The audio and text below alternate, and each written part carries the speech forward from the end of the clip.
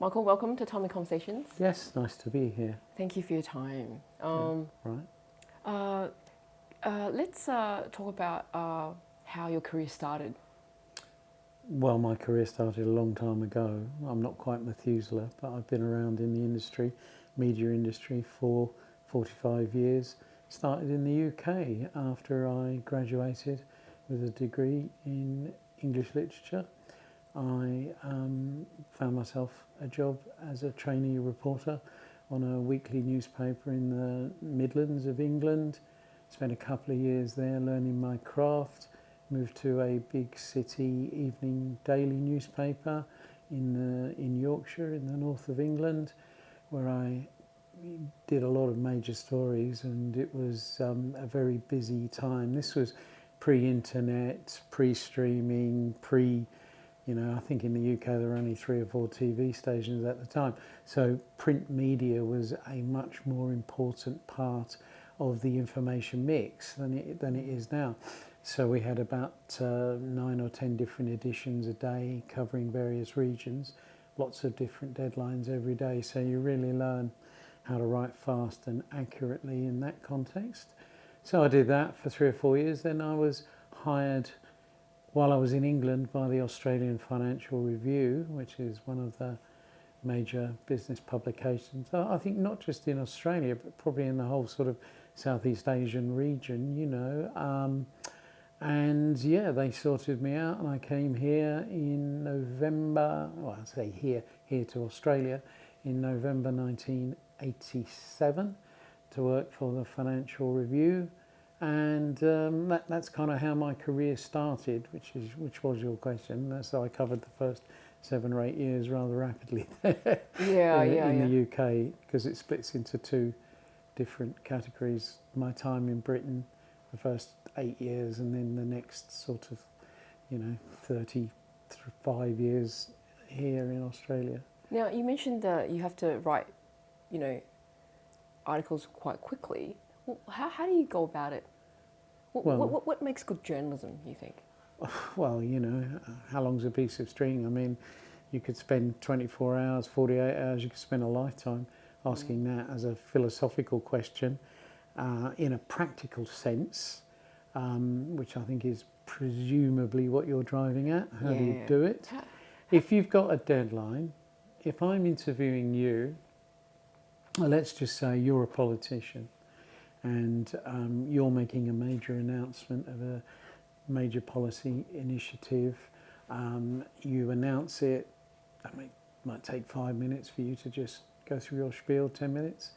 That may then take questions for 10 minutes. So me, if I'm on my own, or the press pack at the press conference, would have to try and ask the most salient questions to build on the information that you've given us, because all you're going to do is spin the situation from the best part of your advantage. So it's up to the journalists to ask questions that may explore different aspects of that policy. But say we only have 25 minutes with you, and deadline is in half an hour. After that, you just have to pick through the most salient points, the most important points, the most crucial points, and you have to write quickly. That is a trade skill. You develop and learn that. Now, some people, I think, will never ever be able to do it, but most people who are competent in journalism will be able to learn to pick out the key points and write quickly and simply and accurately and with balance and fairness. That is the way I was taught when I started in 1980 in the UK, and that's how you have to do it. It's practice. You just have to keep practicing, and the more you practice, it's like anything else, the better you get at it. Yeah. So the quicker you're able to discern what are the important facts in what you're being told, the quicker you are able to say, that may be the case, but there's another issue I want to ask you about. And then when you've got that, the quicker you are then able to sit down and write or stand up. When I started, there were no laptops, there were no mobile phones.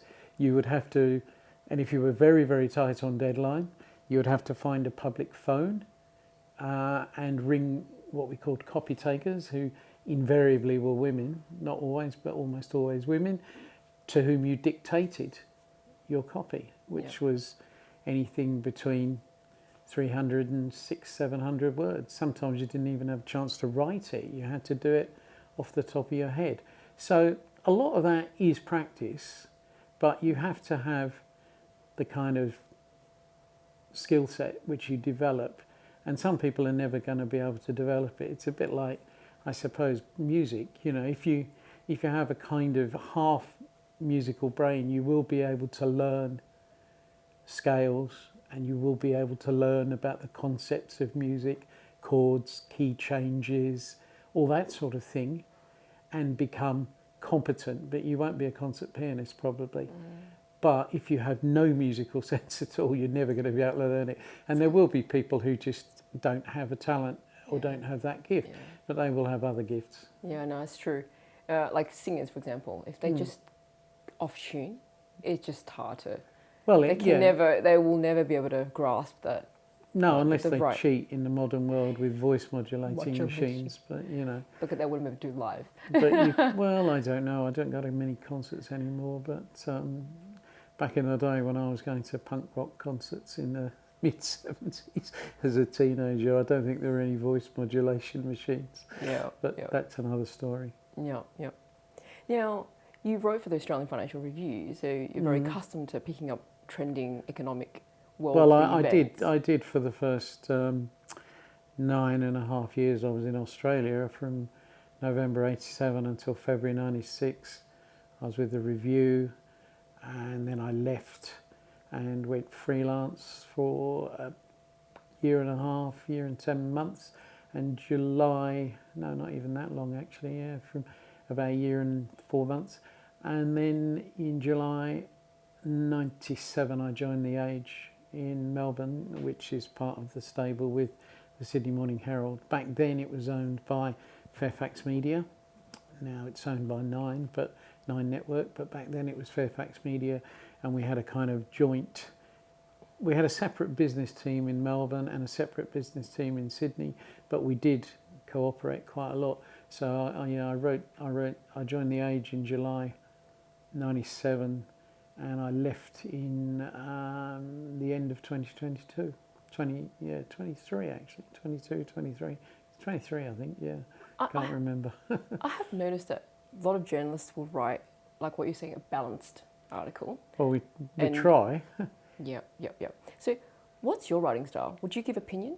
Well, if I am asked to write an opinion piece, or if there is an opinion piece space in the section that has to be filled every day or every week, and maybe there is an opinion space every day, and there are maybe 8 or 10 people who are considered senior enough to be able to write for that space.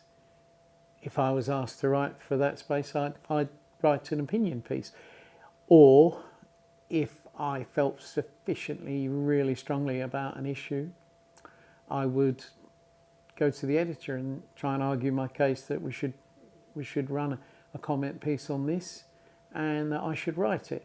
In the end, it's up to the editor. I can't just if I'm working within that framework of a traditional media outlet, I just can't say I'm writing a comment piece and it will run. I mean, it depends on your status within the organisation, depends on your experience, your credibility. All those factors come into it. You know, if you're 22 and in your first 3 weeks at the paper, nobody's going to very few people are ever going to say, yeah, you can write, you can take up this really important space in the paper today, because you haven't got the experience usually, or you haven't got the background knowledge of issues, or you probably don't know properly how to write a comment piece, because it's very different to writing a news piece. So it is about the journalist having the liberty to go out there and search for trending topics? Well, we don't call... Well, in my day, we didn't used to call them trending topics, although we do now, of course. But when I started, it was about news. You went out and you tried to find what news is. And there's I was brought up with a very sort of simple definition in a lot of ways. news is often what powerful people don't want to see in the newspaper. That is real news. What authorities or powerful people or major institutions would rather not see in the public domain. That is the real groundbreaking news. But news can be, many things. I mean, it can be in the realm of politics. It can be a senior politician considering defecting and switching to another party. In sport, it can be a major football player considering leaving his team and switching to another one. There's all sorts of things that can be news. It can be the person 4 doors down the road winning the lottery and $25 million. That's news. I mean, all human life is there, really, in what is news. Now, would those topics trend? Yeah, of course they would, if they were run online, and it was a woman down the street in Eltham or Templestowe or wherever you happen to live, Balmain or, Fortitude Valley. Woman in that area wins 30 million on lottery. People in that area would click, wouldn't they? I mean, I wouldn't if it wasn't anywhere near where I lived, but people read what they're interested. Well, in. Like, and you have to sell the story. As well. That's I mean, I think it's very different now in a kind of internet scrolling age where people consume media on devices, and the monetization of the industry or the economics of the industry have been changed by its digitalization. So that with most people consuming on devices, on screens, the revenue streams are from advertising that people are going to see or be imposed onto their feed, right?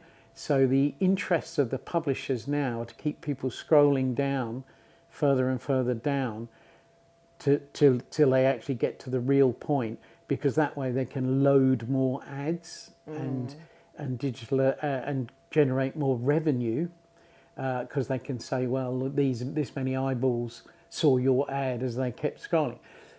So I often find quite a frustration with a lot of, not so much the traditional media online, but a lot of other websites who often now bury the real story about 8 paragraphs down because they want you to continue reading and scrolling past the ads until, they'll tell you a load of stuff you already know at the top. Do you find this? Yeah, they do that in like shopping markets. Yeah, malls.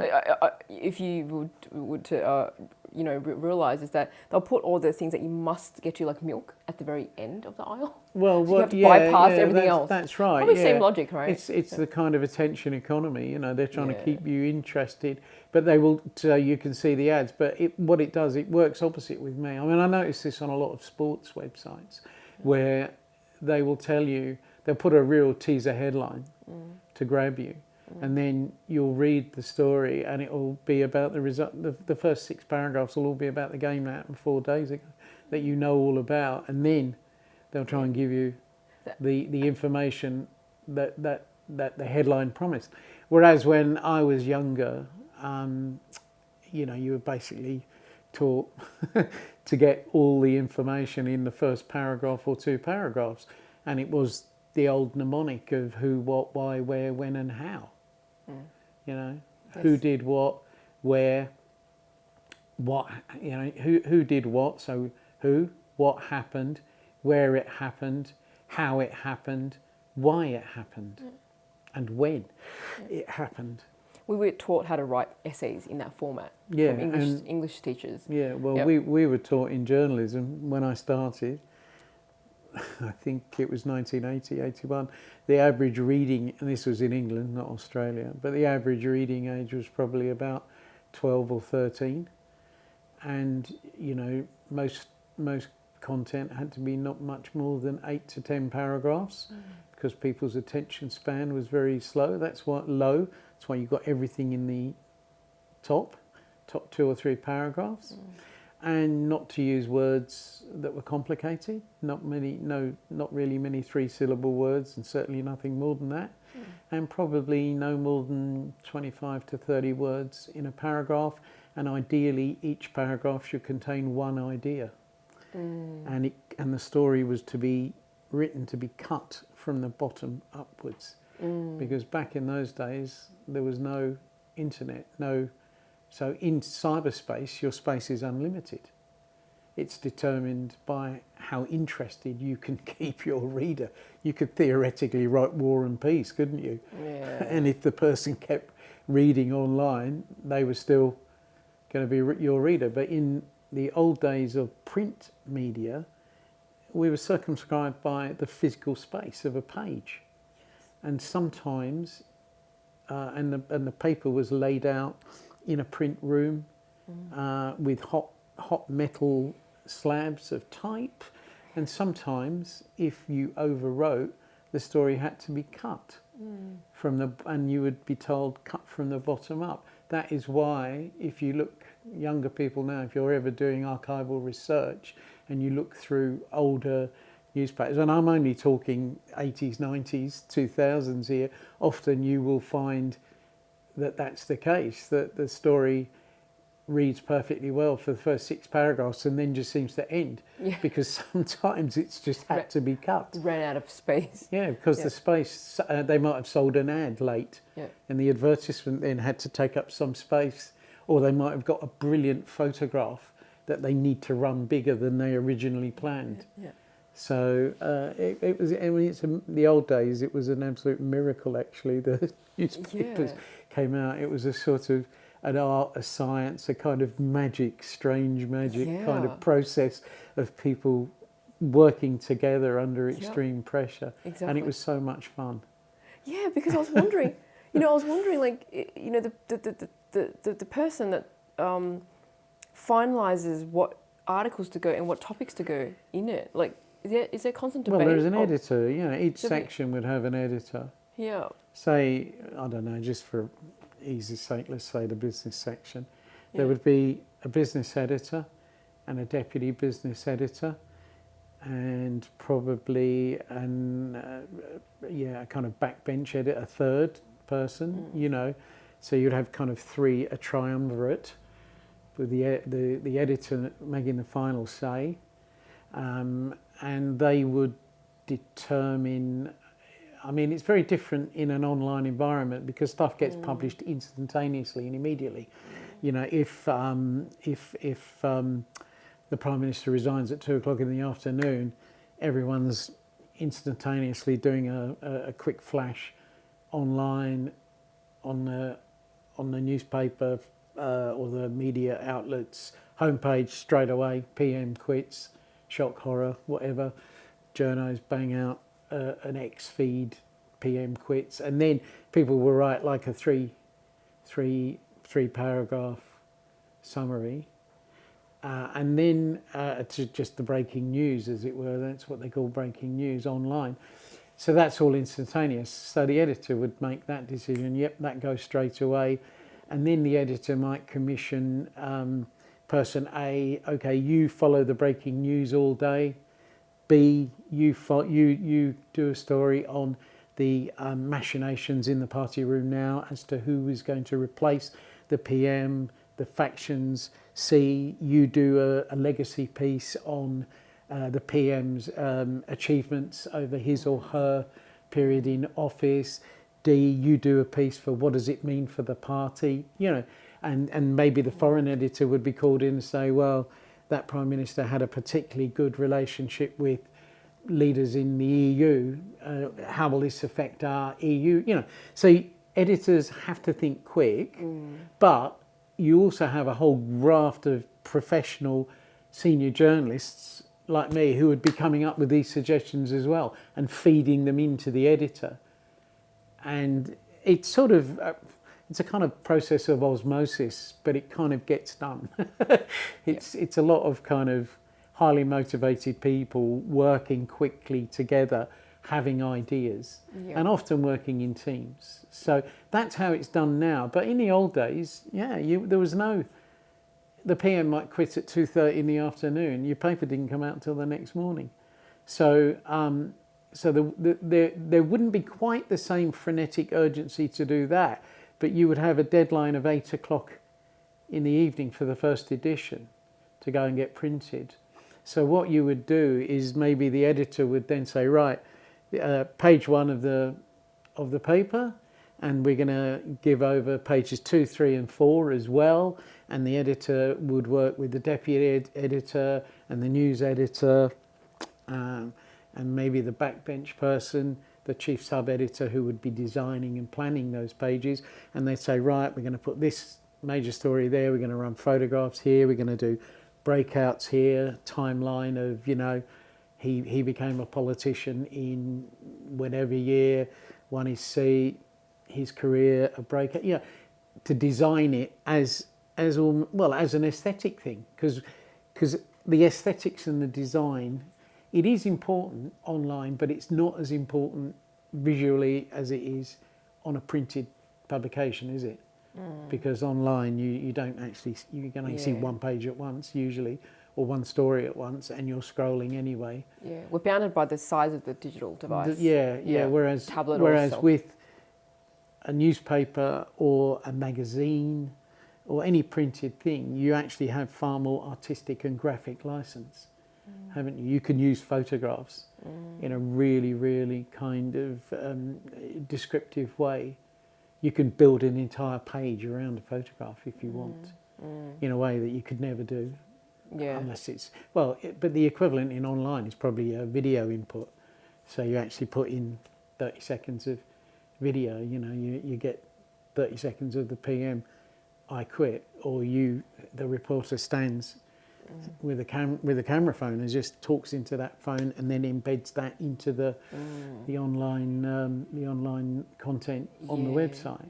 So the principles are the same. The principles haven't really changed, but it's the platforms and the methods of delivery which have changed, and that causes people to change their approach. It changes the way you have to do things, because the platform and the way of delivery influences the way you have to address a topic and present it. But the key essentials are still, in my view, the same. You have to who, what, where, when, why and how. And you have to be accurate, factual, and if it's a controversial issue, present both sides of an argument. Curious about how do you do research? How do I do research? Yeah, how would you do research? If there's something that you want to really write about, how do you then get the facts? Where do you get your source information from? Well, the best form of research is experiential research. You know, if you want to write about a place, for example, if you're writing a travel piece, for example, you know, about the Galapagos or somewhere, you know, if you're doing a piece for National Geographic, you want to go there.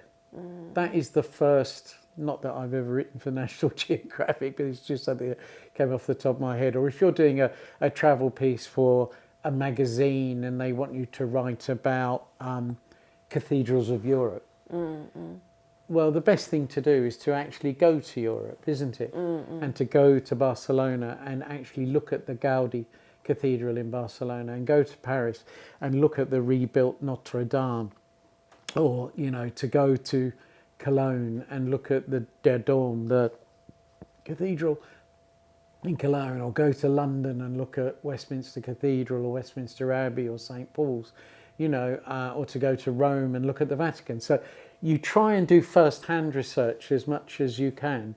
But obviously, if you can't always do that, you have to do a lot of stuff. Yeah, you just read books about it, look stuff up online from what are regarded as trusted sources. You might find people who've been to these places. You might say, right, you know, a characteristic of the Vatican is its great artworks, Renaissance artwork. So if you're writing in your travel piece about why you should go to the Vatican for spiritual reasons, or if you're not a spiritual person, you might like to go and look at these artworks. So you would try and find maybe an expert in Renaissance art and talk to them and include a few paragraphs or comments from them about why the Vatican is a must-see for lovers of, whatever Renaissance artist. So that's a kind of example of what you might do. The best way is to go and do it and see it for yourself. It's always the best way. It's always to talk to principal sources yourself. If you're covering a war zone, it is better to actually see for yourself what's happening. That's very rarely possible, and so you do have to then not rely on, but you do get fed information by various interested parties, say in war zones. So you then have to work out how trustworthy are they, how is what they're telling me squaring up with what I'm actually seeing. So, and for more prosaic subjects, how would you research? I'm going to interview this politician this afternoon. I've never talked to him or her. You would probably just go to the dictionary of political operatives or whatever it is and look up their career, try and talk to people who've dealt with them, maybe if they've been a commerce or industry minister, try and maybe talk to some to the Council of Australian Business and say, well, how did you find this person as industry minister? Get some kind of, background and informed knowledge, so that when you talk to this person, you actually know a bit about them. Because if you don't do any research and you just walk in there, they kind of just say whatever they like. You can't challenge it, and you end up writing whatever they say, which may be completely wrong, or it just may put a spin on something that is the spin they want to put on it. So you do need to do research, but the research comes in many ways. Often journalists don't have time to research things properly. If something happens at 2:00 in the afternoon and you've got to file 600 words by 2:45, you don't have an awful lot of time to research things. So that's why we have writers, reporters who are specialists in certain areas. Like for the first 20 years of my career, I was a specialist in industrial relations, politics and industry reporting when I worked on the Financial Review. And then I was the deputy business editor at The Age for a couple of years. But then I switched to the sports section, where I became the reporter responsible for knowing everything about soccer in Australia, motor racing in Australia, and a lot of stuff about horse racing. They were my three core areas, and I did some boxing and rugby union as well. So that is why you have specialist reporters, so that when things happen quickly, they actually don't have to spend hours researching stuff. Because if it's stuff that's happened in the last 5, 10 or 15 years, there's a good chance they've written about it themselves, so they know what's happened. What was a memorable race? Motor racing? Yeah, motor racing. Oh, well, I've been very fortunate in my sports writing career. I mean, my career is split into two halves. The first half, some might say, was the serious bit, politics, economics, industrial relations and finance in the UK and Australia. And the second half was sort of in the toy shop, really, in the sports section. Motor racing, the most there's been some fantastic ones. I mean, obviously, I covered a lot of Australian Grand Prix, Formula One, 30 odd of those, some in Adelaide in the old days before it switched to Melbourne. Covering the first Melbourne race was really interesting. It was such a big deal for it to shift from Adelaide. I covered the last race in Adelaide as well, and that was interesting because there was a lot of anger and disappointment and frustration in South Australia that the race was leaving Adelaide, and conversely a lot of jubilation here in Melbourne when it started in Victoria. So that was very, very memorable. Covered a lot of MotoGP, dealing with Valentino Rossi. That was a highlight when he was the world MotoGP motorcycle rider champion. He was a terrific character, one of the greatest ever motorcycle riders. Interviewed Michael Schumacher.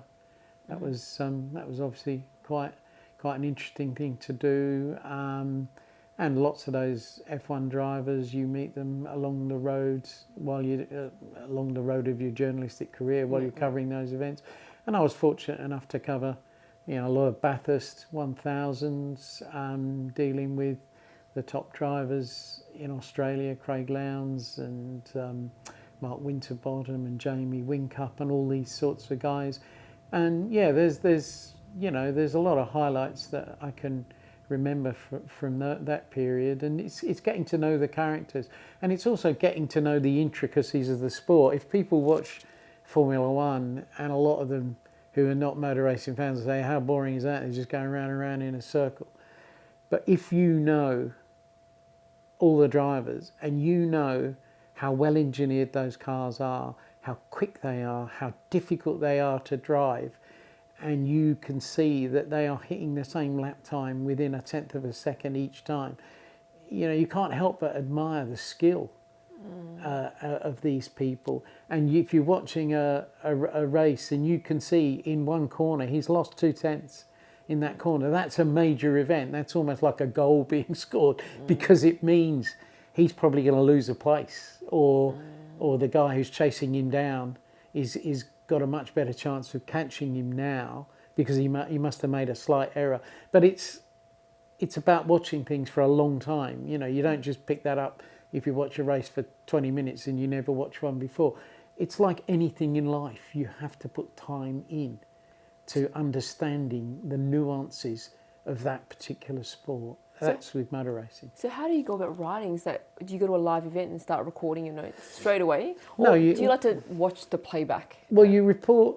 I mean, a lot of F1, it happens so quickly. Motorsport is so fast. You don't really sit out in the stand watching it. I mean, mostly, say the Australian Grand Prix, there's a huge press room over the pit lane. On one side of the pit lane, there's all sorts of corporate seating. On the other side, and most of the journalists will actually watch the start live, and maybe watch till the end of lap one live. But then, a lot of the time, you're actually sitting at a desk in your press room watching the live feed of the race, but there's timing monitors there. There's, lap times for each driver. Then there's each driver going through sections of the course. So there's 2 or 3 different timing monitors, which give you lots of information that the public doesn't get. So you're watching that, and you're making a note, of crucial incidents. Lap 1, pole sitter, Max Verstappen, sluggish offline. Oscar Piastri dived down the inside from P3, got up inside him and overtook the guy on the other guy on the front row. And that is a significant event in that race. But you're not sort of watching it, writing down everything that happens, because your job is to not really write a play-by-play account of what happened. Pick out the highlights. If you're writing a story for publication, or there are minute-by-minute reports. You've seen them, and I imagine a lot of your viewers will have seen them on sports events.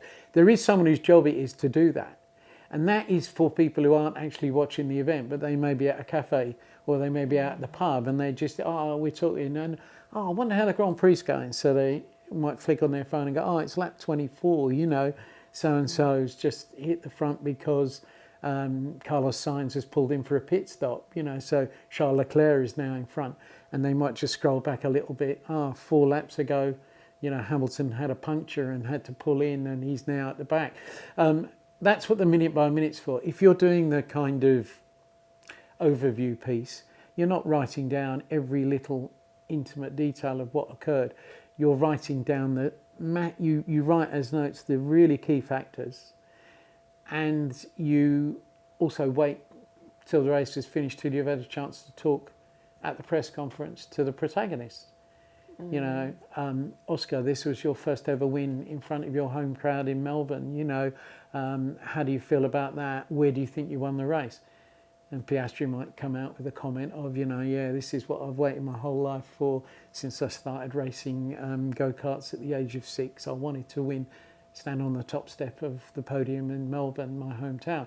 And I think I managed to win that race at the start, where I got down the inside and overtook Max, and then my pit crew made the right calls for pit stops, and we changed tyres at just the right time. Whatever he says, that may well become the top of your story. and then further down you'll give a bit of the detail as to what happened, because mainly the people who are interested in this story are probably going to have watched some of that race or a lot of that race, or seen the highlights anyway on the TV. So what you need to do is kind of contextualize what's happened, why it's happened, how he feels about it. And conversely, you know, Verstappen, Max, you were second, your world championship lead has now been eroded, Oscar's ahead of you in the points. You know, disappointed. Yes, I was very disappointed. I bogged that start. That's where I lost the race. We had pace during the race. I just couldn't get past. You know, that would be maybe what he says. I don't know. You know, I'm just making that up to give you an example. And that would then become part of your story as well. Have you travelled a lot trying to write Have certain I, pieces? writing sport? Yeah, I have. Yeah. I've probably been, all over the world covering sport, really. Africa, Asia, Europe, South America. Is that expected? You have to be there at the event. Well, to in an experience ideal world, of course it is, yeah, because you get a much better view and you get a much better feel and a much better understanding of what's happening in that sports event, and you understand the crowd, you understand the atmosphere, you understand the emotion, because sport is theatre. I mean, you know, we talked about, briefly touched on politics earlier. You know, politics can be theatre, but the kind of stuff that you were, you know, probably hoping I would talk about, but I haven't really spoken much about the geopolitics stuff, isn't theatre, you know. But sport is theatre, right? And so to be there is to be able to channel that emotion, channel that drama, and hopefully reflect it much more in the way you bring it to your readers. Because at the end of the day, that's your job. You're there to be a channel for your readers to experience it as vicariously as possible through your eyes, to tell them what happened, how it happened, and why it happened. TV will often just give you the blunt picture of this is what happened, but it won't always give you the hows and whys, and it will just focus on one area of the picture. But an important part of the story might be happening on that part of the pitch, not up there, or in the battle for position 6, not actually the leader who's leading by 40 seconds. Do you know what I mean? That's not interesting. Yeah, I find the commentators do a really good job of dissecting where the game's at. Yeah. Yeah, they have to, because that's their job, isn't it? Yeah, you yeah. know? So that if you're new to the game, like if this is not a sport that you follow, you can somewhat understand what. Well, that's what they're important. saying. Yeah. So I mean, you can't write or commentate for aficionados alone, because you can't assume that it's just people who are totally au fait with the intricacies of the sport or the event you're covering who are reading you. You have to assume that there are some people who may be coming to it for the first time. That doesn't mean you have to dumb it down completely, but you have to take into account, you know, that some people might not know that Max Verstappen is a 4-time world champion. So in your content, you might just say, you know, and the 4-time world champion now finds himself up against it in a battle to win a record 5th title in a row. Or say, and that way you convey that information without hitting people over the head with it. Do you know what I mean? Yeah. But yes, to answer your question, have I travelled? I have been very fortunate. I've been, you know, all over the Middle East, Saudi Arabia, Dubai, Kuwait, UAE, all these countries, covering the Socceroos, Japan, China, South Korea, covering the Socceroos, Latin America. I've been to Brazil covering the World Cup, Argentina, covering the national soccer team, Uruguay a couple of times covering the Socceroos, all over Europe I've covered Formula One in Germany and Italy, MotoGP. I've been to, and of course a lot of stuff in the UK, and I've done horse racing actually in Britain, Ireland, France as well, and even in South America. So I've had a lot of really exciting and interesting chances to travel, but it's not like going on holiday. It's not like you don't go to the Bomboniera in Buenos Aires to cover an event and sit there in the stands drinking a beer and chatting to your mates. It's work. You've got still to have to capture all the relevant You've got to moments. watch everything. Yeah. You have to write. You can't. It's not like a jolly a day out, and you don't get a chance to stay in these countries. I mean, you're working. Your company is sending you there not for a holiday, so you hit the ground running. You Yeah. work.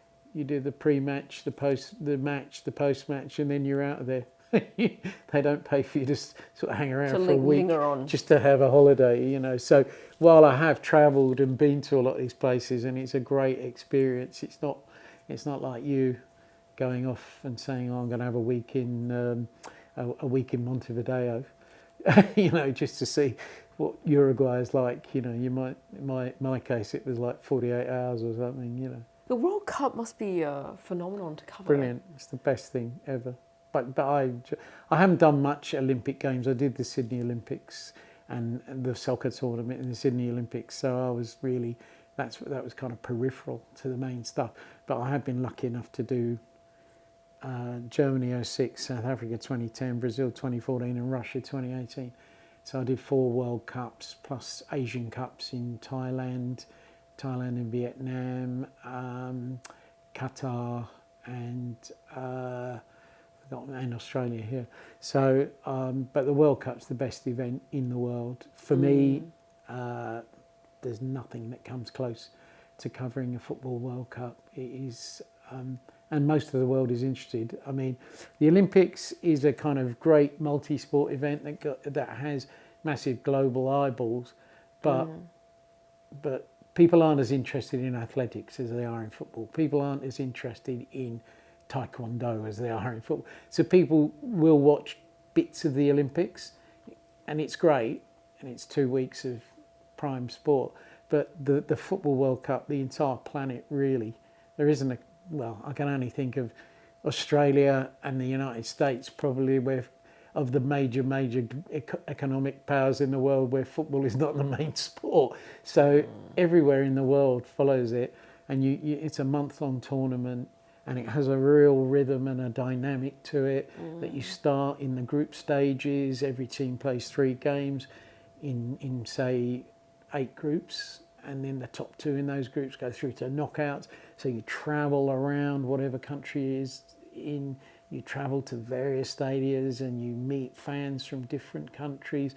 And as a journalist, you're not sort of hanging about with them, but you talk to them and you absorb that energy, and it starts to inform how you write, and the characteristics of the tournament start to inform how you see it and how you reflect it. And it's just a brilliant, as a person who loves football, as you can see from my hat, I'm a Tottenham supporter. It's just a brilliant event to be able to cover, and I've been so lucky to do 4 of them. Have you spoken to any coaches? Because Oh yeah, that's a big part of your job. Yeah, you have to have relationships with either domestic leagues. If you're working in England, you have to develop relationships with Premier League coaches.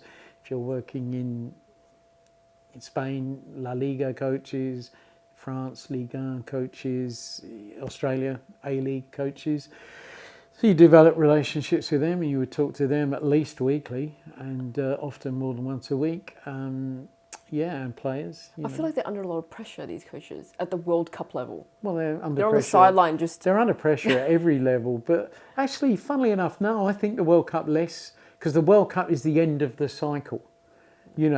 Usually what happens, a World Cup is a 4-year cycle. It's, say, for example, when the last World Cup, well, that was a bit out of sequence because it was held in Qatar in the winter. But just say, when the World Cup in 2014 finished in the Maracanã in Rio de Janeiro, I covered the World Cup final. Germany beat Argentina 1-0 with I think it was a goal in extra time from Mario Götze. That was July 2014. We knew that the next World Cup was going to be in Russia and the World Cup final was going to be in Moscow in July 2018. So the cycle began again. So what often happens at the end of one World Cup is that coach leaves and a new coach is appointed. The real pressure on that coach is to actually qualify for the World Cup. So once they've qualified, that eases some of the pressure. If you're coaching a major nation, Argentina, Brazil, England, France, Germany, Spain, the Netherlands, whatever, there is a lot of pressure on you to make it at least to the quarterfinals of the World Cup, the last 8. But once you've achieved that, in a way, the pressure's kind of off. You know, you hope to win it, but if you coach your team to a World Cup semi-final or a final, no one can say you're a failure, can they? Really? Not really. I mean, it's already good effort. I wouldn't call someone who's coached their team. If I'm the coach, if I'm looking at the coach of Argentina, and he gets Argentina to a World Cup semi-final, I'm not going to say he's failed. If he fails to qualify Argentina, I'm saying he's an abject failure. If Argentina qualify for the World Cup but don't make it to the last 8 or the last 4, I'd say yes, he's failed. But so I actually think the pressure is probably less on in the latter stages of the World Cup. The real pressure, I think, comes in league football. If you're coaching in the Premier League and there's 38 games in a season and your club is expected to finish in the top 6 or 7 so that you can qualify for the Champions League or the Europa League and your team doesn't, that's when you probably get sacked. Even halfway through the season, if it's looking like it's going to be a problem for you to qualify, they'll sack you. I just have a curious mind. Well, you have to. Yeah, I'm forever like, oh, this is another way of living. Well, like, this is fantastic. Like, being able to travel and write stories on sporting events. Well, that was because it's been people live and breathe like sporting events. Well, they do. I mean, I've been lucky in all aspects of my career. I've been able to travel. When I was a finance and business journalist, I travelled a lot as well. Yeah. I wrote a lot about the automotive industry and the car industry. Yeah. So I was very fortunate that being based in Australia, you are a long way from anywhere, but I was able to travel a lot I went to Japan a lot, to Toyota, to Nissan, to Mitsubishi, to Mazda, all those companies, and I would interview senior executives, design executives, manufacturing people, go around the plants, drive the cars. In Japan, I would go to the United States, went to Ford in Detroit and talked to the guys running Ford and drove some of the Ford product.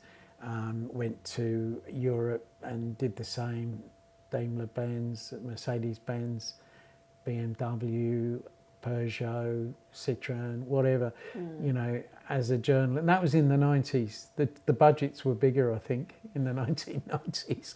And we were able to travel quite a lot. So I got a lot out of that as well. You know, that's for the first time I went to China, actually, was when I was covering the car industry. I went to Shanghai in 1993. There were a lot of Western companies were investing in China at that time, and I remember going to do some interviews with people at Volkswagen.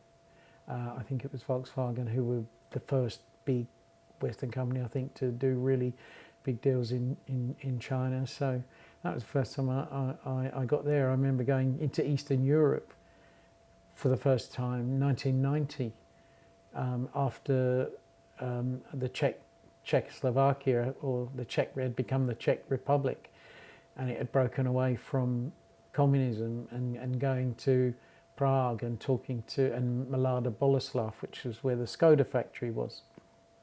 And they were in talks with Volkswagen at the time about German investment coming into Eastern Europe. I remember travelling up to Eisenach in the former East Germany, which was now being actually absorbed by BMW, I think. So yeah, I got a lot of chance to travel when I was a finance journalist and business journalist as well, but sport is obviously where you would travel a lot more, because if you're covering national teams, as I was with the Socceroos for 25 years, every time they play a game away from home, it needed to be covered. Or in those days, we had the budget and the desire to want to cover it on the ground. So myself and a very good friend of mine and a great colleague who sadly is no longer with us, a chap called Michael Cockrell. Michael and I used to travel together and cover a lot of Socceroos matches all over the world together. Mike was at the Sydney Morning Herald, I was at The Age, but we used to work together. So that was a great chance to do it. Unfortunately now, I think a lot of the budgets are much less, so they don't send journalists to cover as much now. And there's more stuff covered on TV and streaming, so a lot of the time they'll just watch stuff on TV actually and write off. We call it writing off the telly, but it's nowhere near as satisfying or interesting, is it? As getting the chance to actually go and be there firsthand. So yeah, I've had a pretty charmed life in that respect, you know. And you find that you get interested by the places that you would never have thought of. I loved it when I went to Montevideo. I really enjoyed being in Uruguay. I thought it was just because it wasn't the sort of place I would have ever thought I'd go on holiday here.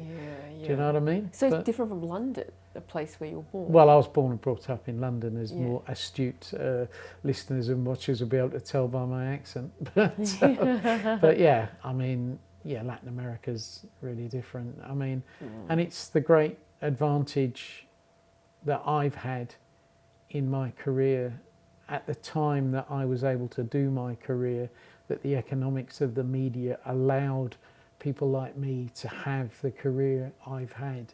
And I never took it, and I still don't. Now I still work and write. I'm a freelance now. I choose my own topics, but I have to fund my own travel now. That's very different than when you've got an employer footing the bill. But I fund my own travel, and if there's a story that I think I would like to do, I then think, well, maybe if I'm interested in this, other people might be interested. So therefore I might have to then try and find someone who wants to buy my content. But the travel is still a great part of it, and one of the reasons when I was a young kid why I wanted to become a journalist. I wanted to be at things. Yes. I wanted to be in the game. In the moment. I wanted to be in the game. I wanted to be that conduit between what's happening in the world, amongst the actors in the world, and the passive receivers of it. I wanted to be the conduit. And I've been very, very lucky. I had 45 years of it. Did the love of sport come when you were young? Oh, yeah. Well, I mean, you grow up. I grew up in England and in London, and, you know, soccer's everyone wanted to be a footballer. In the UK. Everyone in my age group, even back then, even before the wages were so astronomical, everyone wanted to be a footballer. I mean, I wanted to play for Tottenham, which is my team. Spurs are my team, and I wanted to grow up and play for Spurs. And I wasn't a bad player, but I knew at 13, 14, I wasn't going to be quite good enough. So I then thought, well, if I can't, I loved racing as well, horse racing, because my family in Ireland were involved in racing, worked in racing. So I had two ambitions: grow up and play for Spurs, or win the Derby or the Grand National as a jockey. And I realised I was going to be too big to be a jockey. And not that I'm a huge person, but they are very small. And I wasn't quite going to be good enough to play football. And I thought when I was about 14, what's the best way? If I can't do it, I'll write about it. You write about it, And I decided from that sort of age on that I wanted to become a journalist. And initially it was to become a sports journalist, but I kind of got sidetracked for 20 years by doing economics, finance and politics. Because I'll tell you, the first week I worked in a newspaper, I got the page one story, and it was such a buzz. I mean, it's a really big thing to get on page one at any time of your career. But in the first week, and the buzz I got, I thought, this is actually better than being the main story on the back page, because that's like the front page for sport is the back page. Yes. But I thought being on the front page is even better. So I kind of got sidetracked for 20 years down that road doing politics, economics and because that's always the business. front part of it. Yeah, it's always at the front of the book, as we used to say, the front of the book. But, you know, I eventually wound back up in So you got allocated that? Or you requested to be in politics? Sport? Oh, no. At the beginning of... Yeah, no, you do, when you train, you do everything. The first few years, you do everything. I covered golden wedding stories about people who've been married 50 years. I covered murder trials. I covered fires, disasters, accidents. You do it all. Murder trials be interesting. Yeah, up to a point. I never like court because you're stuck in one place for sometimes days, weeks at a time, listening to evidence, and for me it was always tedious. Yeah. So do you find yourself trying to be a detective? Out. You know, like trying to conclude. Well, no, because who might with a trial. You know, the very strict rules on reporting trials. I mean, you can only report what you said in court, and you have to report it factually and accurately. You can't start making opinion in what you're writing. You can't say, the witness said this, which makes one think they're guilty. You can't write that. You just have to say, cross-examined by barrister, Sir David Dunkerbiscuit. The witness said. The witness and the judge said this. Yeah. So you can't start to do during the course of reporting a trial. I mean, if you know that there's a verdict that's almost certainly going to be guilty, what you're also preparing at the same time is a background piece to explain why this person was very guilty and why the 30-year life sentence is merited. And you've got that ready to push the button and publish within 5 minutes of that person being convicted and jailed for 30 years. So you do, but for me, no, I always prefer to be out and about on the road doing things. But when you start, you do have to do pretty much everything because that's how you learn. And you learn to liaise with people, you learn to deal with people, put your foot in the door when people try and slam it. I had that happen to me. You do vox pops, topic of the day. The news editor might say, should tax on cigarettes go up? We understand the government is considering that as a budget measure. Go out with a photographer and interview 10 people on the street and get a paragraph each, and we take their photo and you run that. That's called a vox pop. Vox populi, the voice of the people. So we called it vox popping. And so you would go out and have to do that. You invariably do that when you're young, that sort of thing. So that's the best way to train. And then once you've proved yourself, you can sort of make a case to the editor, well, look, I'm really interested in sport, or I'm really interested in politics, or I'm really interested in health, or I'm really interested in the environment. Could I specialise in those areas? And say if it's an area that the paper deems really important and they've got, or the publication deems really important, or the website thinks is very important, and they've got one or two senior experienced people, but they think, well, we can put you in as a younger person, you can learn off them to cover that area. And you might develop a specialism in that field, aerospace, the aviation industry, whatever it is, Maybe one last question. Quickly. Which is, sometimes when you have a flow of conversation, you've got a million one questions you want to ask, but you can't. You have to select that one question. As you're talking, I often get like 4 or 5 questions pop up. But sometimes it's like a follow-on question. Sometimes you can jump to the next completely different topic. You're circumscribed sometimes by the time you've got. I mean, in this situation, we actually have quite a lot of time because there's an elasticity to the arrangement. I'm able to sit down with you for an hour now, but also an hour maybe tonight or tomorrow. But in a normal working situation, the chief executive of a major company may be doing the company's finance results are out and they've made a $20 million profit, or they've come in $10 million under expectation, and he's allocated for 4 key journalists. He said, right, I'll have 10 minutes with each of you. So you are, and some of the answers may throw up different questions, but that's the skill of being a journalist. You've got to just decide instantaneously, right, I thought of that, I can't forget that, I want to pin him down, but I know I've only got 5 minutes, 10 minutes. So you just have to prioritise.